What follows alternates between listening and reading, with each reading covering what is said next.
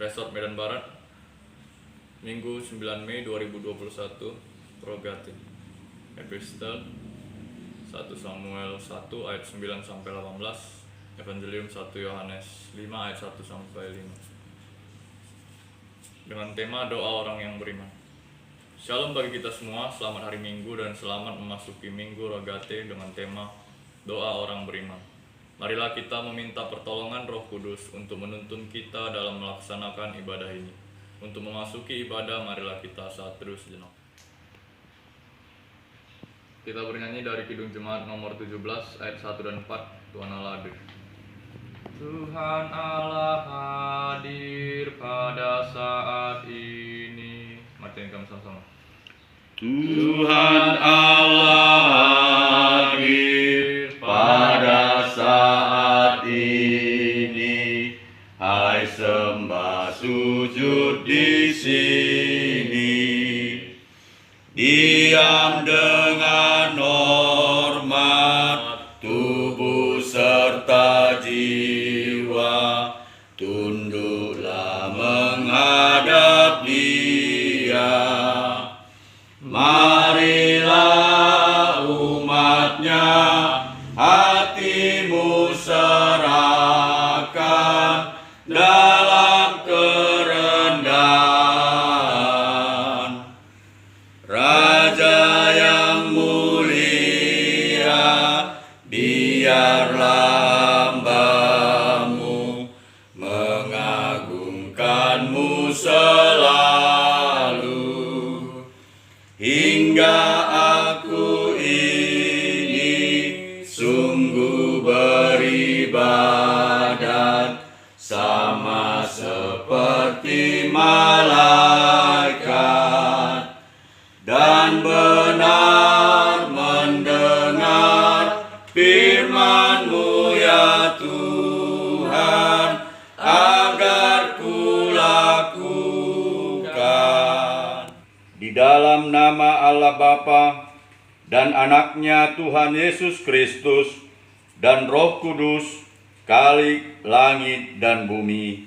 Amin. Siarkanlah itu sampai ke ujung bumi. Katakanlah, Tuhan telah menebus Yakub hamba-Nya. Bersorak-sorailah bagi Allah, hai seluruh bumi. Mazmurkanlah kemuliaan nama-Nya. Muliakanlah Dia dengan puji-pujian. Haleluya. Haleluya. Haleluya. Haleluya.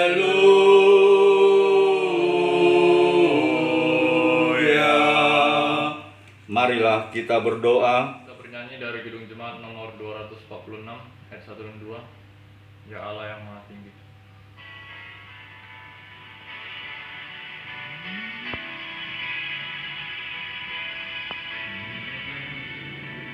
Ya Allah yang Maha Tinggi, Kau pencipta dunia ini. Kami juga Tuhan ciptakan agar Dikau tetap dipuji. Engkau Bapa yang memberkati tiap orang yang rendah hati. Tolonglah kami saat ini dan selamanya.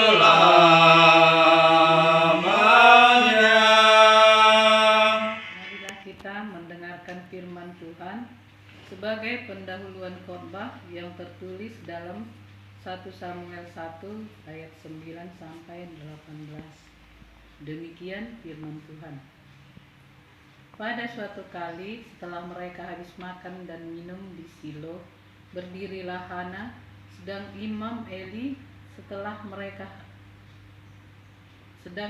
Eli duduk di kursi dekat tiang pintu bait suci Tuhan. Dan dengan hati pedih, ia berdoa kepada Tuhan sambil menangis terseduh-seduh. Kemudian bernasarlah ia katanya, Tuhan semesta alam, jika sungguh-sungguh Engkau memperhatikan sengsara hamba-Mu ini dan mengingat kepadaku dan tidak melupakan hamba-Mu ini, tetapi memberikan kepada hamba-Mu ini seorang anak laki-laki, maka aku akan memberikan dia kepada Tuhan untuk seumur hidupnya, dan pisau cukur tidak akan menyentuh kepalanya. Ketika perempuan itu terus-menerus berdoa di hadapan Tuhan, maka Eli mengamat-amati mulut perempuan itu. Dan karena Hana berkata-kata dalam hatinya, dan hanya bibirnya saja bergerak-gerak, tetapi suaranya tidak kedengaran, maka Eli menyangka perempuan itu mabuk. Lalu kata Eli kepadanya, "Berapa lama lagi engkau berlaku sebagai orang mabuk? Lepaskanlah dirimu daripada mabukmu." Tetapi Hana menjawab, "Bukan tuanku, aku seorang perempuan yang sangat bersusah hati. Anggur ataupun minuman yang memabukkan tidak kuminum, melainkan aku mencurahkan isi hatiku di hadapan Tuhan. Janganlah anggap hamba-Mu ini seorang perempuan dursila, sebab karena besarnya cemas dan sakit hati, aku berbicara demikian lama." Jawab Eli, "Pergilah dengan selamat, dan Allah Israel akan memberikan kepadamu apa yang engkau minta daripadanya." Sesudah itu berkatalah perempuan itu, "Biarlah hamba-Mu ini mendapat belas kasihan daripadamu." Lalu keluarlah perempuan itu, ia mau makan dan mukanya tidak muram lagi. Demikianlah pembacaan firman Tuhan. Kita kembali bernyanyi dari Kidung Jemaat nomor 427 ayat 1 dan 4. Aku suka menuturkan. Ku suka menuturkan cerita mulia. Nanti langsung sama. Ku suka menuturkan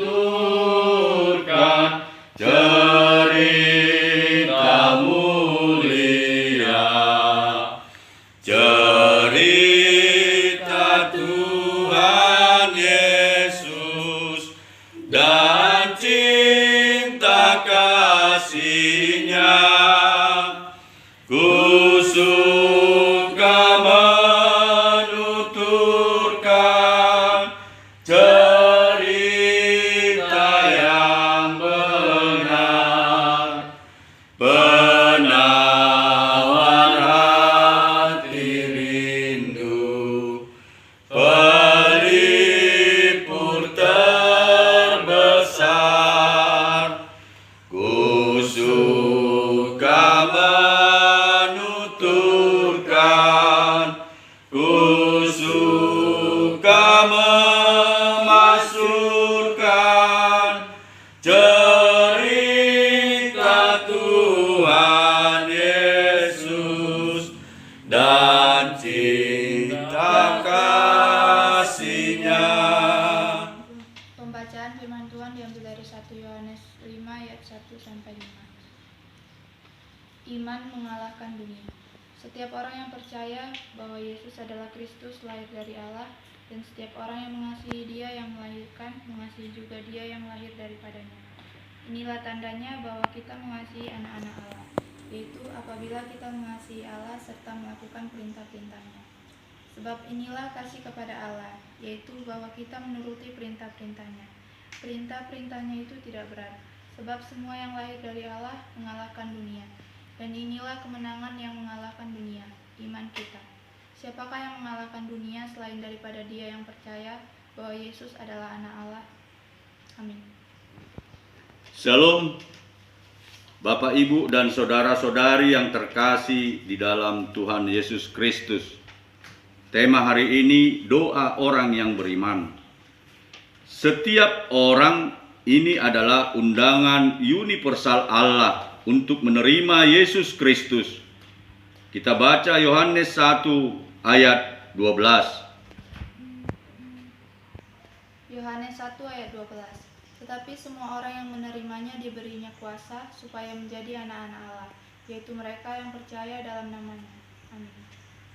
Panggilan untuk percaya dan kata Yunani ada dua kata menerangkannya, yakni kata benda, pistis, sedangkan kata kerja, pisteo, yang bisa diterjemahkan iman, percaya, yang dilakukan terus-menerus atau ada proses yang terus bekerja. Kepercayaan adalah komitmen pribadi akan kebenaran Injil, bahwa Yesus adalah Tuhan dan firman yang menjadi manusia. Yohanes 1 ayat 1. Kenapa ada seruan untuk menerima dan percaya pada Yesus sebagai Tuhan dan Juru Selamat? Ada pengaruh aliran Arianisme yang menyatakan bahwa Yesus lebih rendah dari Bapa dan Yesus tidak sama kekalnya dengan Bapa. Kemudian ada aliran Gnostik yang menyatakan bahwa Yesus bukanlah juru selamat, melainkan keselamatan itu adalah pembebasan roh dari daging. Ada aliran materialisme yang menyatakan bahwa materi di atas segala-galanya. Ada ajaran agama lain yang menyatakan bahwa Yesus bukan Tuhan, melainkan manusia biasa atau utusan. Namun pada perikop ini ada ajakan untuk percaya dan menerima Yesus sebagai Tuhan. Setiap orang yang percaya bahwa Yesus lahir dari Allah, maka setiap orang yang mengasihi Dia, yang melahirkan juga yang lahir daripadanya. Artinya, setiap orang yang menerima Bapa, maka mereka juga menerima Yesus sebagai Tuhan yang menjadi manusia. Jadi inilah yang kita imani sebagai iman yang terus-menerus bekerja, berproses. Anda menghormati saya, maka Anda juga mengasihi anak saya. Namun ada membenci anak saya, sesungguhnya Anda juga membenci saya. Iman yang sejati akan terungkap dalam rasa bersyukur dan kasih kepada Bapa Yesus Kristus. Iman dan kasih tidak bisa dipisahkan, karena pada saat kita lahir dari Allah, Roh Kudus mencurahkan kasih Allah ke dalam hati kita. Roma 5 ayat 5. Barang siapa mengasihi Allah, maka mengasihi anak-anaknya. Maka kasih kepada Allah berwujud kasih kepada sesama manusia. Kasih kepada sesama itu membuktikan sesungguhnya kasih kepada Allah. Yohanes 13 ayat 34 dan Yohanes 15 ayat 10 sampai 14. Pokoknya imanlah yang jadi hakim kasih, sebab melalui iman orang lahir dari Allah. Yohanes 1 ayat 12. Kasih terhadap sesama hanya merupakan kasih Kristen sejati apabila disertai kasih kepada Allah dan ketaatan pada perintahnya. 1 Yohanes 2 ayat 3 dan Yohanes 15 ayat 10. Kasih adalah Allah. Maka ketika kita memiliki kasih sesungguhnya karena kita mengasihi Allah serta melakukan perintah-perintahnya, sama halnya dengan mengasihi Yesus adalah ketika kita katakan percaya padanya dan menuruti perintah-perintahnya. Kasih dan percaya kepada Yesus tidak sekedar pengakuan, melainkan melakukan perintah-perintahnya. Sama halnya ketika kita berkata bahwa kita tunduk pada Presiden Jokowi sebagai pemerintah, tentu tanda ketundukan kita adalah dengan melaksanakan segala keputusan pemerintah. Bagi orang-orang percaya menurut perintah-perintahnya tidak berat, karena setiap orang percaya diberi kuasa Roh Kudus, sehingga orang percaya dapat melakukan segala perintah-perintah Tuhan dengan ringan. Hal ini tampak bagaimana para rasul dengan setia menghadapi penghambatan, penderitaan, bahkan kematian martir. Matius mati ditusuk dengan pedang di sebuah kota yang jauh dari Ethiopia. Lukas digantung di atas pohon zaitun di negeri Yunani. Yohanes dimasukkan dalam sebuah kuali berisi minyak yang mendidih. Namun selamat, tetapi selanjutnya dibuang ke pulau Patmos. Petrus mati disalibkan dengan kepala ke bawah di Roma. Yakobus, saudara Yohanes, dipancung kepalanya di Yerusalem. Filipus digantung di atas sebuah tiang di kota Hierapolis. Thomas mati dengan tombak tajam menghujam tubuhnya di Koromandel. Matias dilontari dengan batu, kemudian kepalanya dipancung. Barnabas dilontari batu sampai mati di Salonika. Paulus mati dengan dipancung di kota Roma. Yakobus, murid Yesus, dilontarkan jatuh dari puncak sebuah bangunan, kemudian dipukuli dengan tongkat hingga mati. Selanjutnya, kemampuan orang Kristen mula-mula keluar dari paham egoisme dengan menjual harta bendanya untuk saling berbagi. Mari kita baca Kisah Para Rasul 4 ayat 32 sampai 37. Kisah Para Rasul 4 ayat 32 sampai 37. Cara hidup jemaat. Adapun kumpulan orang yang telah percaya itu, mereka sehati dan sejiwa, dan tidak seorang pun yang berkata bahwa sesuatu dari kepunyaannya adalah miliknya sendiri, tetapi segala sesuatu adalah kepunyaan mereka bersama. Dan dengan kuasa yang besar, rasul-rasul memberi kesaksian tentang kebangkitan Tuhan Yesus, dan mereka semua hidup dalam kasih karunia yang melimpah-limpah. Sebab tidak ada seorang pun yang berkekurangan di antara mereka, karena semua orang yang mempunyai tanah atau rumah menjual kepunyaannya itu, dan hasil penjualan itu mereka bawa dan mereka letakkan di depan kaki rasul-rasul, lalu dibagi-bagikan kepada setiap orang sesuai dengan keperluannya. Demikian pula dengan Yusuf, yang oleh rasul-rasul disebut Barnabas, artinya anak penghiburan, seorang Lewi dari Siprus. Ia menjual ladang miliknya lalu membawa uangnya itu dan meletakkannya di depan kaki rasul-rasul. Amin. Semuanya ini adalah kemenangan orang percaya mengalahkan dunia ini. Orang percaya menang melawan ketakutan teror iman. Orang Kristen menang melawan diri sendiri sebagai orang berdosa. Dan orang Kristen menang melawan dunia ini dengan tidak menjadi serupa dengan dunia, melainkan berubah dengan pembaharuan budi. Bisa kita lihat 1 Yohanes 5 ayat 4, mentaati perintah untuk mengasihi sesama dimungkinkan sebab kemenangan yang sudah diperoleh orang Kristen atas dunia ini. Kemenangan yang mengalahkan dunia pada kenyataan bahwa Yesus adalah anak Allah, yaitu percaya kepada ketuhanan mutlak. Karena orang percaya tinggal dalam Yesus, maka mereka juga bisa mengalahkan dunia. Mengalahkan dunia dalam arti masyarakat manusia yang diorganisir dan berfungsi jauh terpisah dari Allah. Maka yang percaya kepada Yesus adalah para pemenang, baik di dunia maupun di sorga. Maka dengan iman yang demikian, apa saja yang kita inginkan dari Tuhan akan diberikan. Tuhan dan setiap doa yang diangkat, yang beriman akan dikabulkan oleh Tuhan. Amin.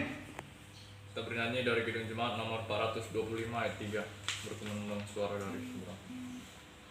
Jangan kita tinggal diam mendengar, kirimlah cahayamu. Mari kita sama-sama. Jangan kita tinggal diam mendengar, kirimlah cahayamu. Injil Tuhan haruslah kita sebar, kirimlah cahayamu. Kirimlah pelita Injil menyentak yang terlelap,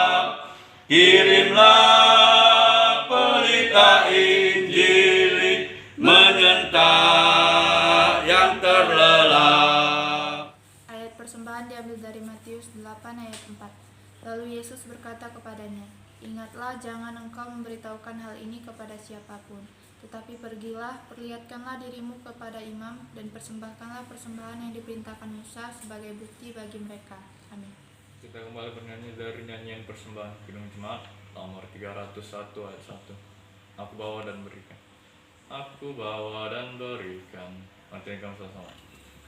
Aku bawa dan berikan persembahanku pada Yesus, pada Tuhan Juru Selamatku.